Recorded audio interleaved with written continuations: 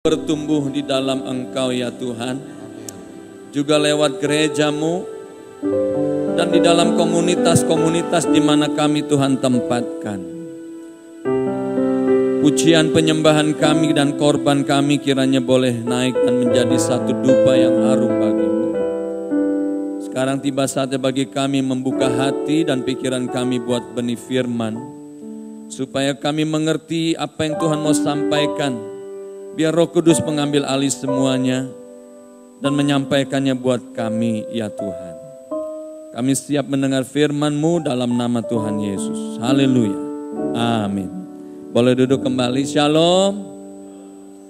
Saya bersyukur dan saya bahagia bisa berjumpa dengan saudara pagi ini kembali. Saudara baik-baik semua? Haleluya. Tentu ada yang sudah liburan dan hari ini sudah kembali dari liburan. Saudara-saudara, kita prihatin dalam beberapa hari ini ada banyak peristiwa. Orang-orang lagi pergi liburan, ternyata mereka menghadapi masalah di mana-mana. 2 hari ini saya mengikuti perkembangan di Turki, saudara-saudara. Ternyata ada beberapa rombongan yang habis liburan dan terjebak di peristiwa kudeta yang gagal 2 hari terakhir ini. Tapi bersyukur mungkin mereka hari ini sudah jalan pulang. Saudara-saudara, juga di Nice, di Perancis, orang yang lagi liburan di pinggir pantai tiba-tiba diseruduk truk besar. Yang meninggal sangat banyak, bukan cukup banyak, sangat banyak. Dan peristiwa-peristiwa itu tentu mengagetkan kita. Kok bisa begitu ya? Itulah dunia, saudara-saudara.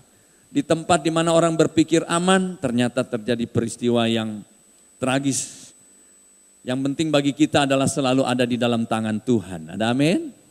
Di dalam tangan Tuhan itu tempat yang paling aman. Saudara-saudara, bulan ini kan kita bicara tentang keluarga Allah ya, tentang keluarga ilahi. Dan subtema hari ini kita bicara tentang komunitas kecil. Komunitas kecil dalam keluarga Allah. Kita lihat dulu 1 Timotius 3 ayat 15. Bunyinya begini, 1 Timotius 3 ayat 15.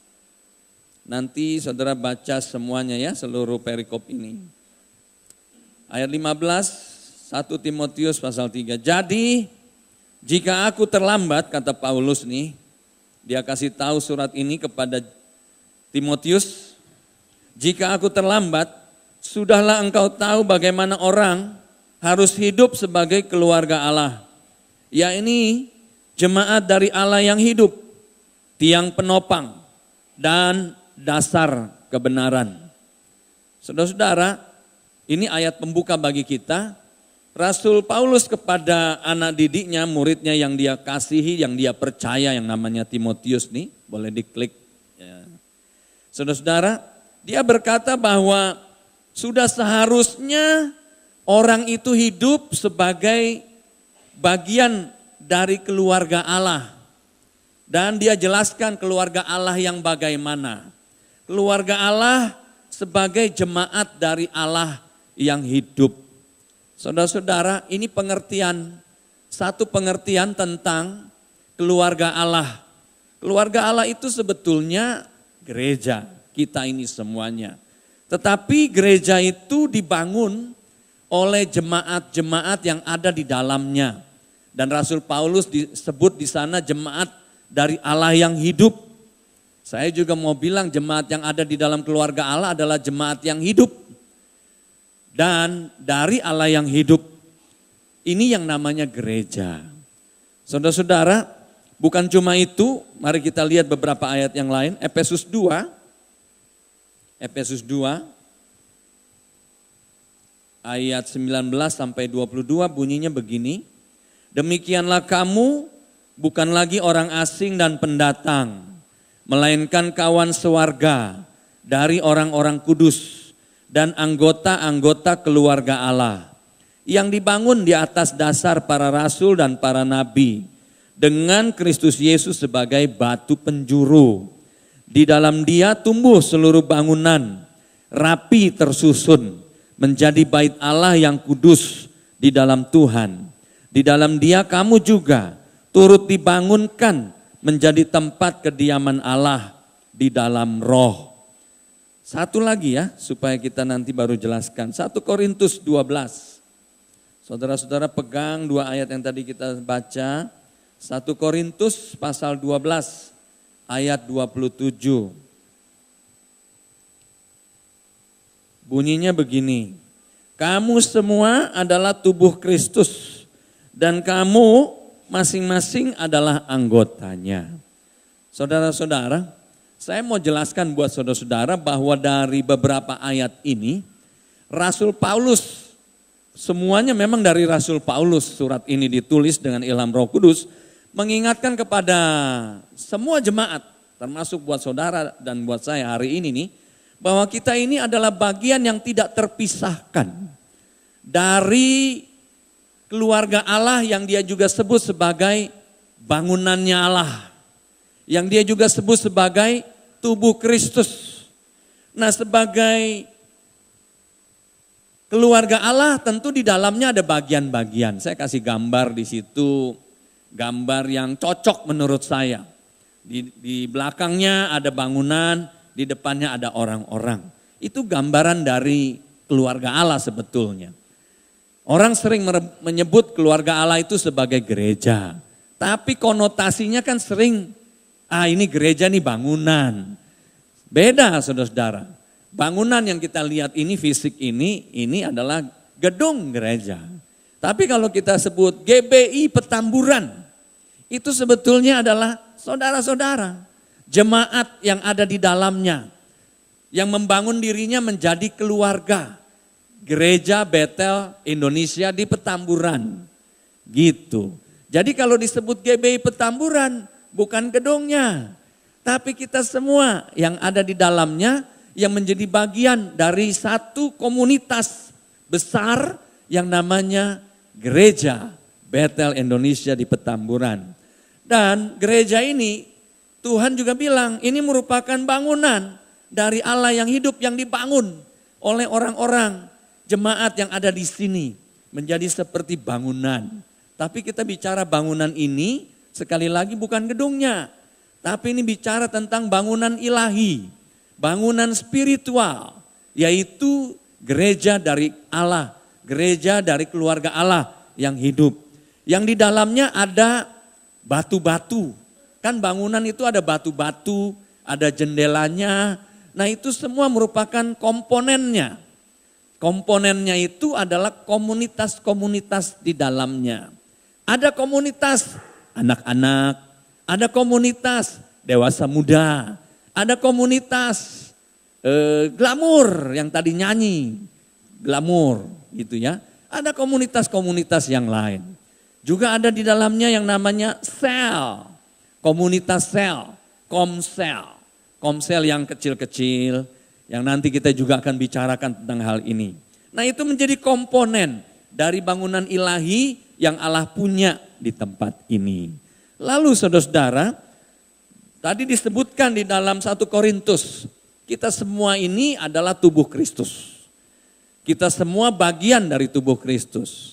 Ini juga merupakan gambaran bahwa keluarga Allah itu seperti tubuh Kristus. Ada yang menjadi komunitas rambutnya, ada yang menjadi komunitas jarinya. Jari kita ada berapa? 20 kan? Nah itu komunitas jari, masing-masing punya fungsi, masing-masing berbeda. Tapi terkumpul jadi satu, menjadi tubuh Kristus. Saya jelaskan ini supaya kita mengerti dulu bahwa di sini kita semua membangun diri menjadi yang namanya keluarga Allah. Menjadi yang namanya gereja yang besar gitu. Saudara-saudara, itu adalah gambaran buat kita semua yang ada di sini. Jadi kalau hari ini ada yang hadir dan berkata, aku nih seperti sendirian di gereja. Itu sebetulnya kita mesti pikir ulang lagi. Saudara enggak sendirian. Gereja sekali lagi adalah menjadi bagian besar, saudara tertanam di dalamnya. Jadi kalau saudara hadir di sini, jangan cuma ibadah, tapi menjadi komunitas, bagian, anggota yang tetap dari sebuah gereja. Nah repotnya sekarang, gereja yang tadi kita sudah jelaskan itu seringkali menjadi gambaran yang blur, yang tidak jelas. Karena apa? Orang mengkonotasikan banyak hal tentang gereja. Gereja, orang bisa sebut gereja kalau di dalamnya itu asal ada worship, nggak cukup saudara-saudara. Sebuah gereja yang sejati, di dalamnya memang betul ada worship. Tapi bukan cuma ada worship, bukan cuma ada penyembahan, bukan hanya ada pujian, bukan cuma kumpul-kumpul, bukan cuma dengar firman. Tapi di dalamnya harus dibangun menjadi satu bangunan yang ilahi yang tadi kita sudah jelaskan. Itu yang benar.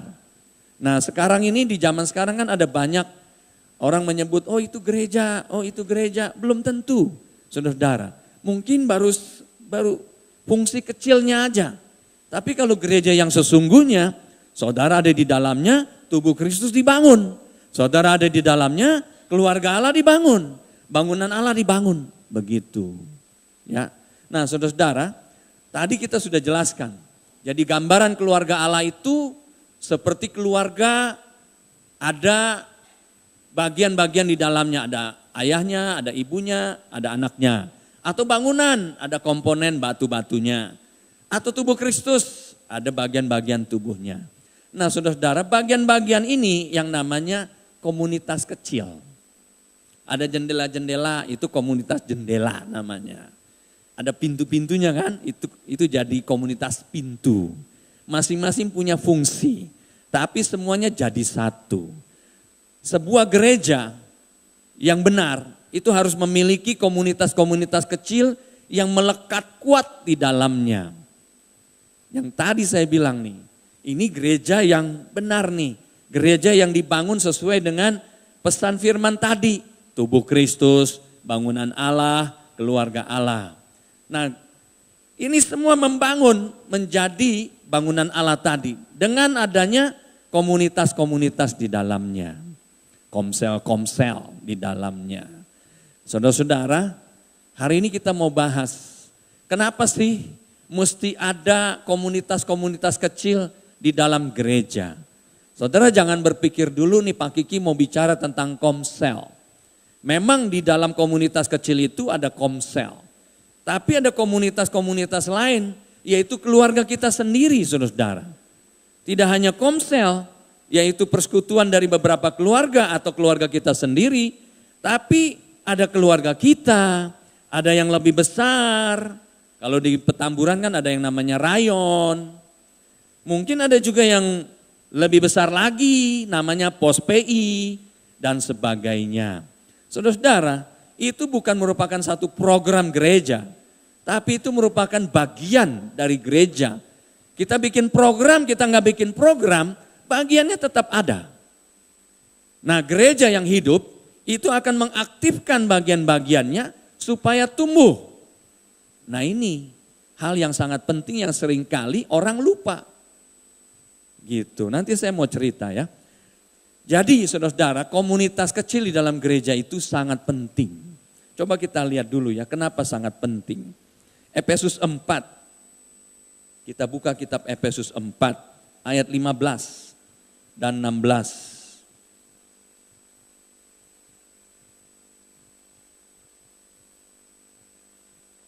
Tetapi, Efesus 4 ya ayat 15 dan 16.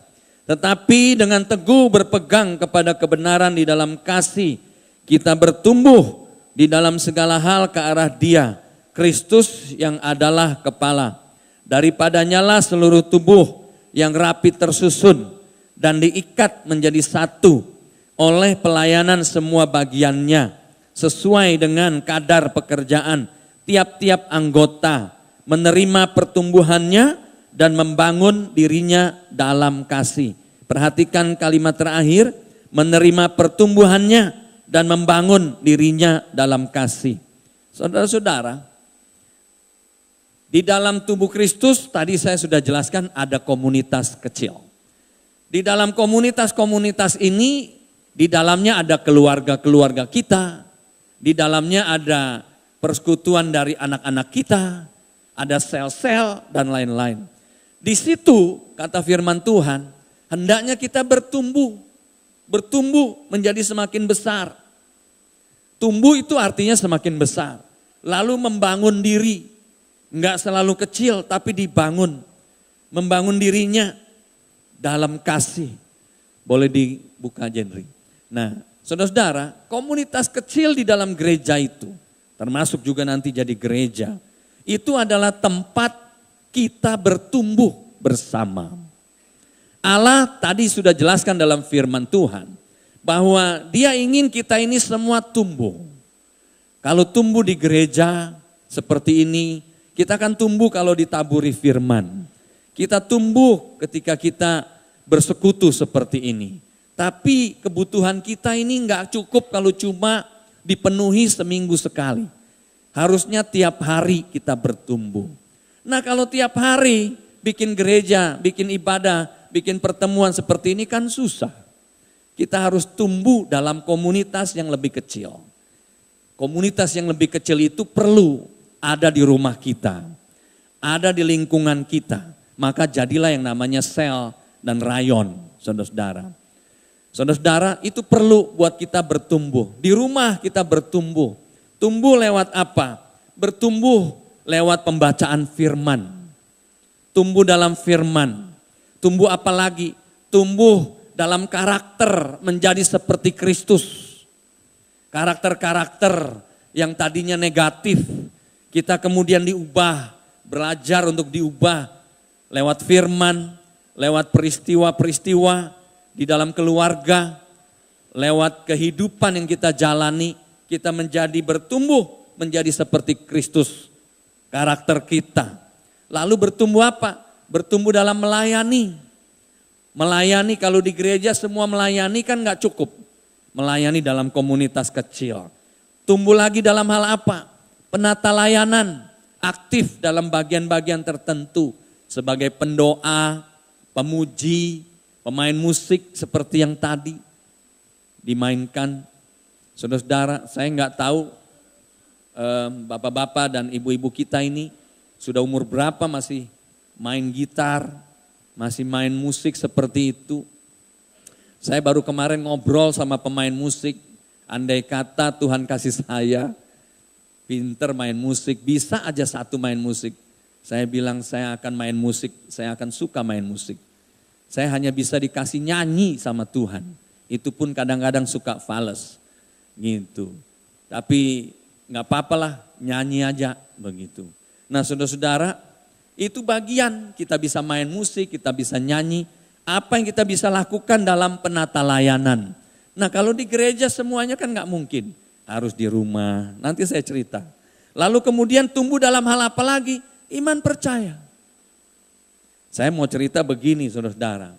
Banyak orang berpikir tumbuh seperti ini kita dapatkan di gereja. Betul, tapi nggak cukup. Saya renung-renungkan saudara-saudara. Yang harusnya kita lakukan itu memang tumbuh di dalam keluarga kita dulu. Sel yang paling kecil itu dalam keluarga kita. Yang saya mau cerita ini adalah keluarga yang saya alami sendiri. Kalau saya cerita orang lain banyak. Banyak juga yang seperti kami alami. Tapi yang kami alami nih, saudara-saudara, itu saya melihat, saya bersyukur. Kenapa? Sebab dari anak-anak kita ini mulai lahir, kita udah bangun dalam satu persekutuan.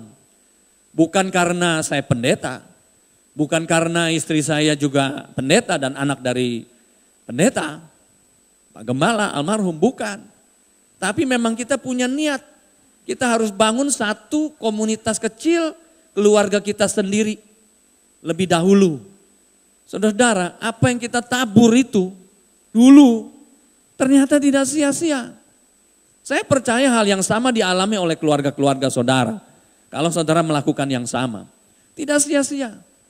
Ini zaman sekarang nih, keluarga-keluarga menghadapi tantangan yang sangat besar. Sangat besar. Dari banyak ceritanya saudara-saudara. Tantangan kenyamanan hidup, tantangan-tantangan, ada godaan-godaan, godaan seks, lalu media-media sosial yang sudah begitu terbuka tanpa batas, seringkali jadi membawa kita kepada dosa, ideologi-ideologi yang salah dan sebagainya. Itu masuk. Mungkin buat saudara nggak jadi masalah. Karena saudara sudah punya akar yang kuat. Tapi gimana dengan generasi di bawah kita coba? Generasi X, generasi Y, generasi Z, generasi Alpha yang zaman sekarang nih. Saudara-saudara, beberapa hari yang lalu seorang direktur bank, saya ketemu dengan seorang direktur bank. Dia bilang begini, aduh saya ini baru sedih karena apa? Saya kena tegur dari Tuhan. Jadi waktu dia bilang waktu dia pulang ke rumah nih, satu kejadian dia cerita. Dia pulang ke rumah, dia duduk di meja makan, anak-anaknya sudah nunggu dia juga mau makan. Nggak sadar dia ambil handphone, dia lihat. Tiba-tiba anak yang paling gede negor dia sambil menangis. Mama, dia perempuan, direktur bank ini perempuan. Mama, apa enggak cukup waktu seharian untuk buka telepon? Masa di meja makan masih buka telepon? Kapan waktu buat kita? Dia nangis, dia lari ke kamar. Mamanya shock, saudara-saudara. Dan itu betul. Saya bilang sama dia, anak ibu betul. Berapa banyak keluarga zaman sekarang nggak sadar, terpengaruh dengan kondisi, dengan tawaran, dengan keadaan zaman sekarang. Kita menganggap penting nih baca berita, penting nih ada pesan dari teman, bunyi melulu lagi, titit, titit. Bunyinya macam-macam ya, ada yang bunyinya suara burung, ada yang bunyinya macam-macam. Itu ngeganggu loh. Kita lagi doa tiba-tiba bunyi, tung. Pikirannya kemana? Udah gak ke Tuhan lagi, oh bunyi. Anak itu nangis. Dan ibu itu, direktur bank itu bilang, aduh saya kaget, saya syok, dan saya sadar, saya salah. Coba, anaknya negor mamanya. Itu cuma satu peristiwa. Kalau maaf ya saudara-saudara ya, zaman sekarang nih sudah jadi gejala penyakit sosial. Kalau kita ke restoran, sudah dah jangan ditanya dah. Kalau duduk tuh sebagian besar saudara perhatikan. Makanya saya kalau sudah ke restoran duduk, saya udah gak berani pegang handphone. Taruh di belakang. Dan saya suka bilang sama anak-anak, sama istri, kita jangan pegang handphone di meja makan. Duduk makan, nikmatin makanan. Doa sama-sama. Selesai, boleh buka lagi. Tapi berapa banyak orang yang gak sadar. Itu baru hal kecil loh saudara-saudara. Belum lagi hal-hal yang lain. Dengan begitu banyak ajaran-ajaran sesat masuk dalam gereja. Masuk semuanya. Anak-anak kita gimana? Kita ini yang tadi saya sudah bilang, akar kita udah kuat. Kita udah baca Alkitab mungkin udah berbolak-balik kali ya. Tapi anak-anak kita, mereka belum habis baca Alkitab. Pak Steve cerita kemarin, waktu retret anak-anak dikasih gelang. Siapa yang ditantang nih, siapa yang mau gelang? Itu tanda bahwa kamu janji mau baca Alkitab tiap hari setahun habis. Wah semua berebut. Gak apa-apa dah, kasih katanya. Satu gelang, tiap satu anak. Untuk apa? Mengingatkan mereka baca Alkitab. Tujuannya baca Alkitab apa? Tumbuh, saudara-saudara. Lalu kita sebagai orang tua, sebagai yang sudah senior di rumah, mau gak kita bangun komunitas kita dalam hal seperti itu? Membangun pertumbuhan. Memang Tuhan yang menumbuhkan, tapi kita harus bangun fasilitas, bangun suasana, itu fungsi kita. Saudara-saudara, apa tadi yang saya cerita nih, apa yang saya tabur kepada anak-anak kami, itu berguna zaman sekarang. Mereka menghadapi situasi seperti itu. Anak-anak kami yang sekolah jauh di luar, dulu saya juga sedih ditinggal anak. Istri saya nangis ketika anak harus bertahun-tahun sekolah di luar, kita tidak berjumpa secara fisik. Tapi ketika kita kunjungi dan mereka bangun komunitas, anak-anak tuh bangun komunitas di antara teman-teman. Memang anak-anak Indonesia, mereka bangun sel di kamarnya, di tempat kosnya. Ternyata itu sangat berguna, bukan cuma buat mereka. Teman-teman itu yang pada suka bengong, belum dikirim uang sama orang tuanya, duduk sama-sama, kumpul sama-sama. Saudara-saudara, saya melihat nih apa yang terjadi pada mereka, jadi berkat. Tidak sia-sia, tumbuh. Dulu mungkin tidak pernah baca Alkitab, tapi karena suka kumpul dan teman-temannya bilang, ayo dong kasih renungan, jadi baca. Tapi bukan cuma itu, saya kan pernah bilang sama saudara-saudara, saya kunjungin anak-anak, saya lihat apa yang ada di meja, apa yang dilakukan. Ada satu, saya nggak sebut dah nama anak kami ya. Ada satu anak kami taruh devotion, buku devotion, renungan harian. Itu di kepalanya, di bawah bantal. Rupanya tiap hari pagi malam sebelum tidur, bangun tidur dia baca itu saudara-saudara. Kalau begitu kita nggak takut dia mau jadi dokter, dia mau jadi pendeta, nggak jadi masalah. Tapi yang penting adalah imannya bertumbuh. Ada amin. Yang penting lagi adalah dia tetap kokoh dengan begitu banyak godaan yang ada di sekelilingnya. Dia tetap kokoh berdiri. Dia membangun hubungan intim dengan Tuhan. Jadi komunitas-komunitas tadi, saudara-saudara yang saya cerita, dibangun di rumah kita, dibangun di tempat mereka, itu berguna. Tempat di mana kita bisa tumbuh dan semua yang ada di situ bersama-sama tumbuh. Begitu, saudara-saudara. Seperti sebuah pohon disiram terus dengan air, dengan pupuk. Pohonnya tumbuh lebat nggak? Subur nggak? Subur. Saya kan orang yang suka nanam pohon, saudara. Kita ngelihat nih pohon yang tidak disiram 2-3 hari, daunnya loyo. Seminggu nggak disiram, mati. Jadi harus terus disiram.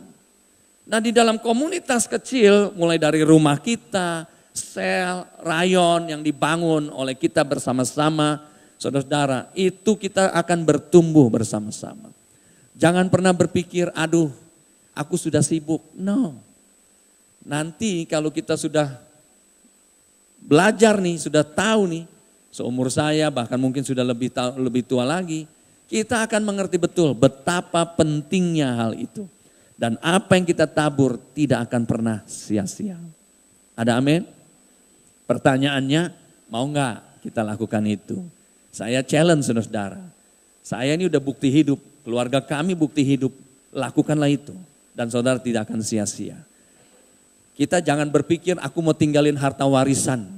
Apa itu? Tanah, gedung, boleh itu bagus. Tapi nggak cukup. Yang penting adalah iman. Benih firman itu yang kita perlu tabur buat anak-anak kita. Berikan itu sebagai warisan.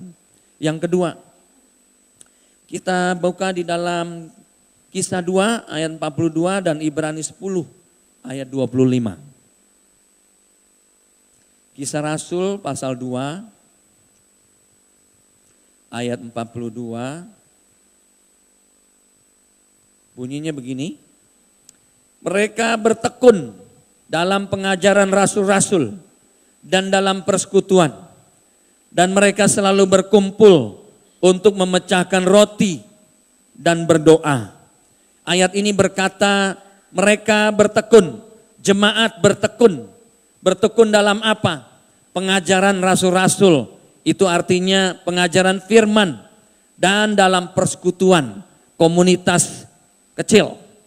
Kita baca di dalam Ibrani 10 ayat 25. Ayat ini sudah terkenal. Ibrani 10 ayat 25 bunyinya, janganlah kita menjauhkan diri dari pertemuan-pertemuan ibadah kita seperti dibiasakan oleh beberapa orang. Tetapi marilah kita saling menasihati dan semakin giat melakukannya menjelang hari Tuhan yang mendekat. Hal yang kedua, saudara-saudara, kenapa kita perlu aktif di dalam komunitas kecil keluarga Allah. Di sana kita belajar untuk membangun komitmen. Ayat-ayat ini menegaskan bahwa jemaat pada waktu itu bertekun dan ternyata mereka tidak sia-sia. Lewat ketekunan mereka, gereja dibangun, iman mereka dibangun. Saudara-saudara, apa yang terjadi dalam kitab Kisah Rasul ini, jemaat ini, tidak lama kemudian mereka itu mengalami aniaya.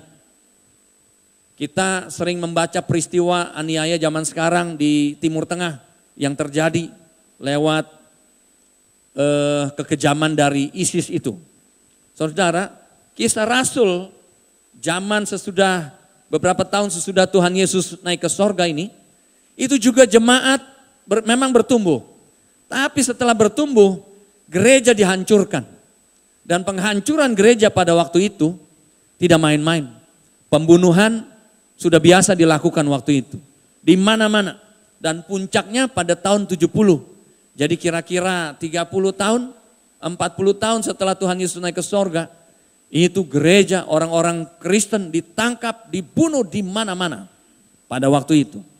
Saudara-saudara, saya sudah pernah pergi ke beberapa tempat di mana peristiwa pembantaian orang Kristen itu dikerjakan waktu itu. Yang saya lihat itu kebanyakan di daerah Roma, saudara-saudara. Nah, ini ada hubungannya dengan peristiwa yang tadi kita baca. Jemaat bertumbuh di sana. Saudara-saudara, jemaat bertumbuh bagaimana caranya?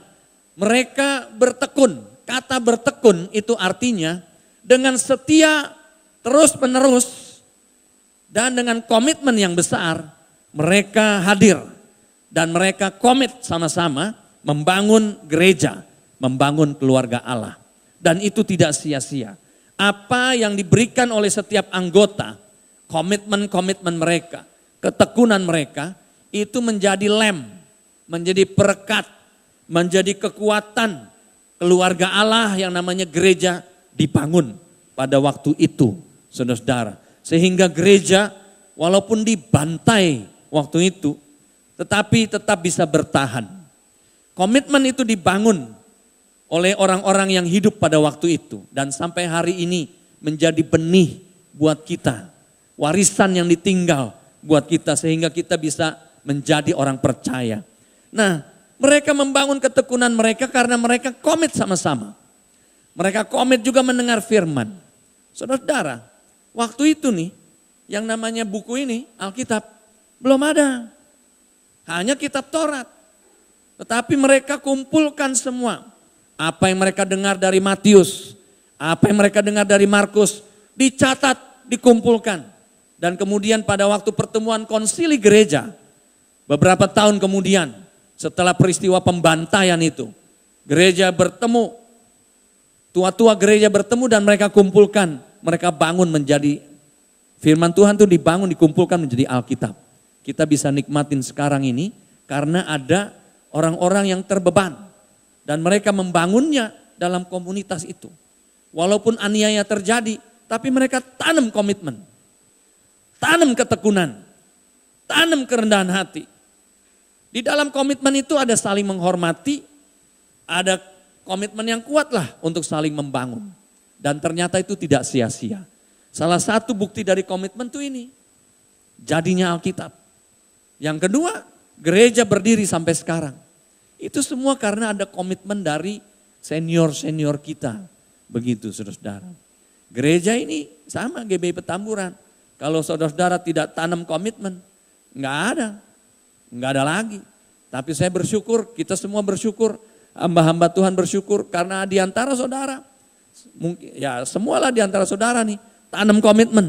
Saya mau menjadi anggota GBI Petamburan, saya mau menjadi keluarga ilahi yang ada di Petamburan, saya mau membangun gereja di sini, gitu. Lebih dahsyat lagi, saudara punya komitmen, saya juga mau bawa jiwa ke tempat ini. Ada amin? Gitu. Saudara-saudara, kita perlu berdoa untuk komitmen seperti ini.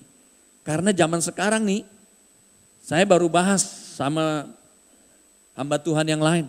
Zaman sekarang nih, komitmen itu yang menjadi nilai hidup dari seseorang semakin merosot. Alkitab memang sudah kasih tahu, di akhir zaman kasih banyak orang akan semakin merosot, akan semakin turun. Tapi bukan cuma kasih yang kita perhatikan, komitmen juga makin menurun. Gampang sekali orang berubah zaman sekarang. Setuju nggak setuju, saudara bisa lihat dalam realita kehidupan zaman sekarang.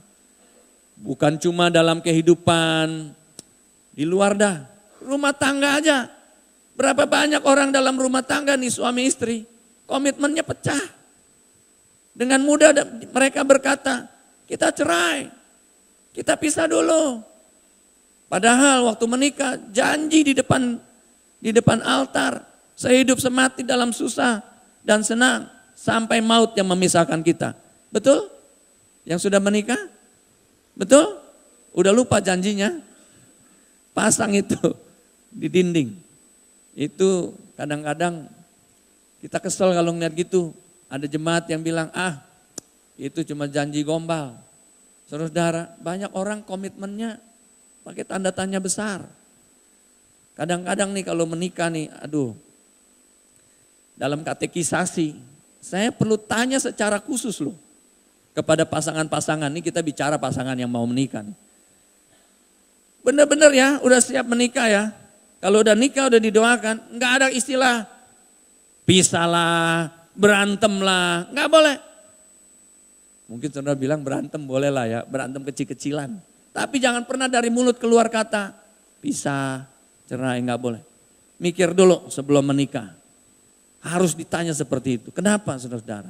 Karena kita melihat banyak pasangan zaman sekarang mudah. Mudah sekali. Beberapa waktu yang lalu, ini saya cerita bukan antara suami istri, antara orang tua dan anak. Saya kaget setengah mati. Karena ceritanya begini, ada satu keluarga pengusaha, suaminya meninggal, istrinya yang terusin. Rupanya ada satu konflik antara si ibu dengan anak, anaknya juga sudah besar. Dan kemudian anaknya tidak terima. Anaknya panggil lawyer, serang ibunya. Ibunya bertahan pakai lawyer juga. Saudara bisa bayangkan. Dalam satu rumah, ibunya pakai lawyer, anaknya pakai lawyer. Dan akhirnya lawyer dari anaknya menang. Apa yang terjadi dengan ibunya? Ibunya ditangkap, masukin penjara. Coba bayangin saudara. Hanya karena gara-gara urusan perusahaan. Anak tega tangkap ibunya, jeblosin. Komitmennya di mana? Anak sebagai orang tua zaman sekarang luntur, bahkan hilang gara-gara DUIT, duit. Coba. Saya nggak habis pikir, saya bilang kok bisa ya? Kok tega? Seorang anak yang lahir dari kandungan ibunya, tangkap ibunya, penjarain. Itu zaman sekarang saudara. Tapi di gereja kita tidak ada amin? Ya, aminnya kurang kencang. Nah, dalam keluarga ilahi kita bangun dengan komitmen. Yang ketiga, Mazmur 133 ayat 1 dan Kolose 3 ayat 15.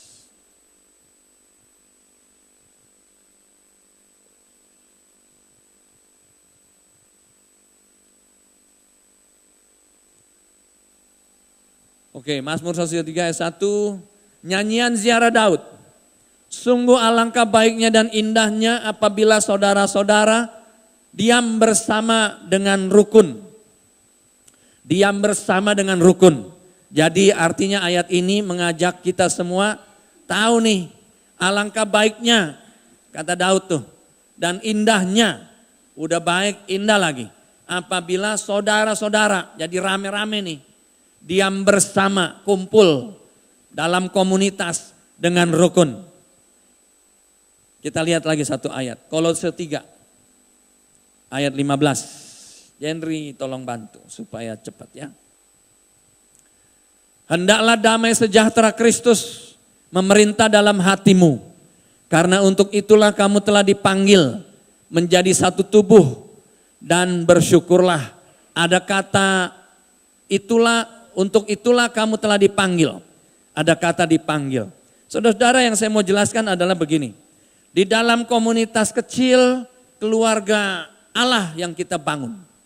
Di sana kita bisa membagi yang namanya kehidupan yang kita alami. Membagi kehidupan yang kita alami maksudnya apa? Kita bisa share kesaksian. Kita bisa share sukacita. Kita bisa share doa. Kita bisa share damai sejahtera. Kita bisa share kebahagiaan. Kita bisa share yang lain. Termasuk share makanan kita juga buat mereka yang mungkin lagi kekurangan dan sebagainya. Saudara-saudara, Daud berkata, alangkah baik dan indahnya kalau kita ini hidup rukun bersama-sama. Rukun bersama-sama itu ternyata akan mendatangkan kebaikan dan keindahan.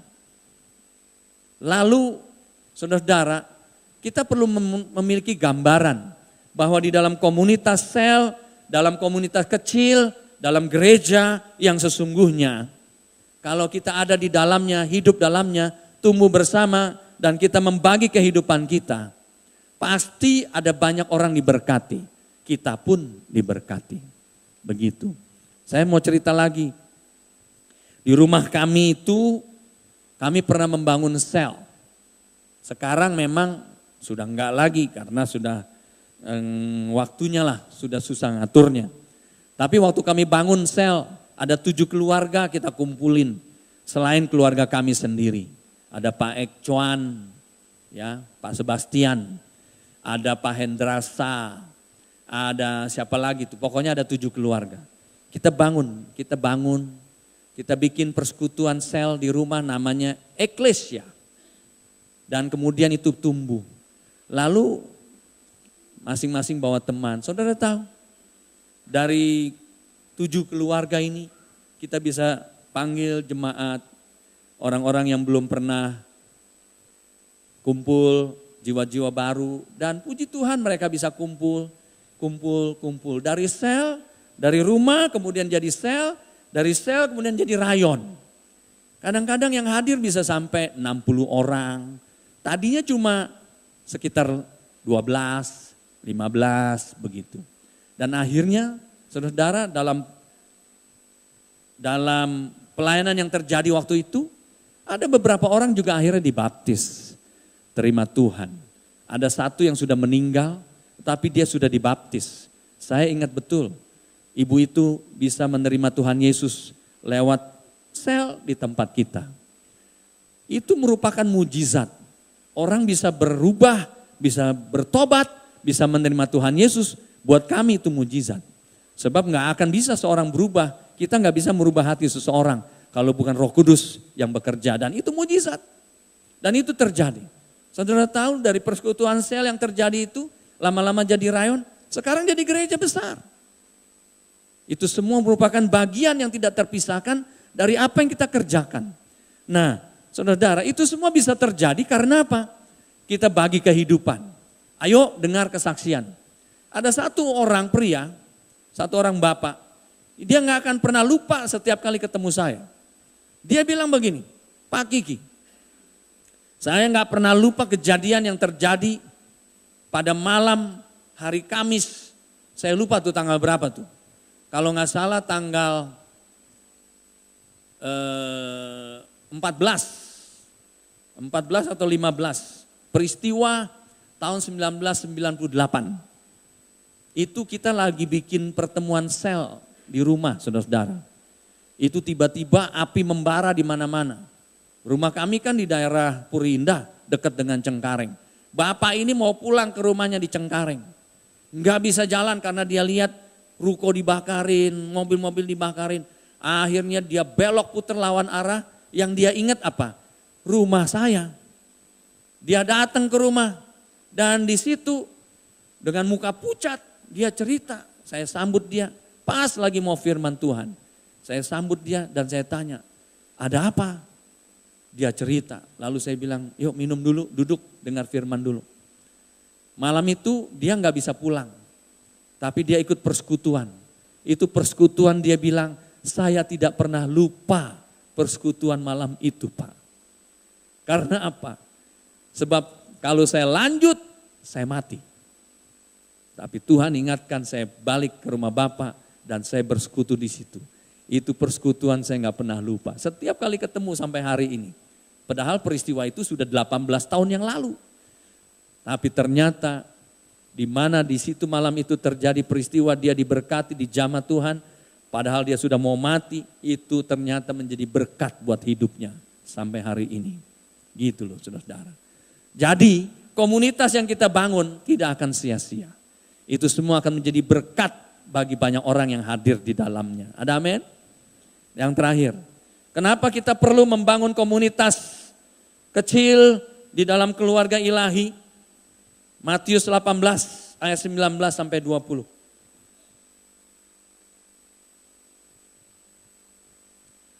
Oke, Jenry, tolong. Sudah? Dapat? Matius 18. Saya mau bagi ayat ini buat saudara-saudara. Ayat ini menjelaskan bahwa kalau kita bangun komunitas kecil, itu akan terjadi satu hal yang luar biasa. Ayat 19 dan 20. Dan lagi, aku berkata kepadamu, jika 2 orang daripadamu di dunia ini sepakat meminta apapun juga, permintaan mereka itu akan dikabulkan oleh Bapakku yang di sorga. Sebab di mana 2 atau 3 orang berkumpul dalam namaku, di situ aku ada di tengah-tengah mereka. Siapa yang rindu Tuhan Yesus hadir di tengah-tengah saudara? Saudara-saudara, ayat ini, kenapa Tuhan bilang di mana 2 atau 3 orang berkumpul dalam namaku, di situ aku hadir. Itu Tuhan mau kasih tahu bahwa rumah tangga yang kecil, kan itu terdiri dari suami istri. Ditambah kalau ada anak, itu cukup untuk menghadirkan Yesus. Yang penting apa? Kumpul, doa sepakat.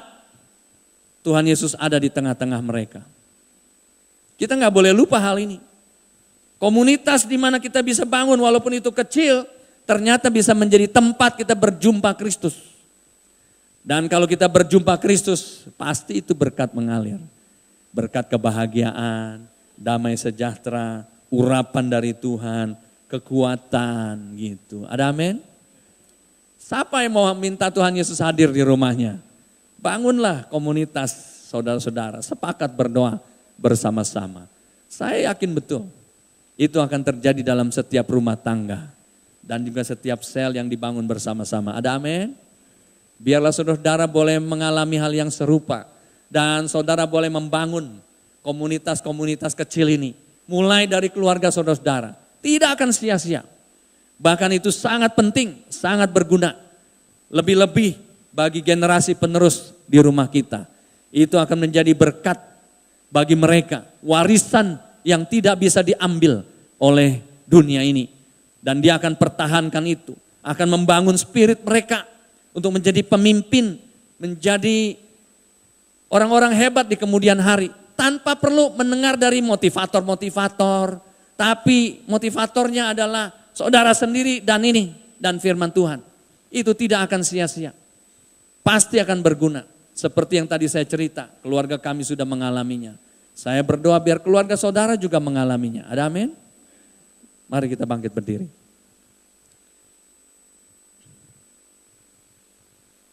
Biarlah hari ini ada satu kerinduan yang besar di hati kita.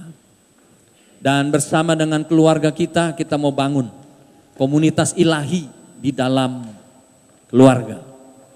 Dan kalau saudara bangun komunitas ilahi dalam keluarga, saudara bisa bagi berkat itu kepada tetangga, berkat itu kepada teman-teman, juga menjadi cahaya bagi lingkungan saudara, bagi gereja akan berguna. Bersama keluargaku melayani Tuhan, kita nyanyi lagu ini, nyanyi dengan sungguh-sungguh.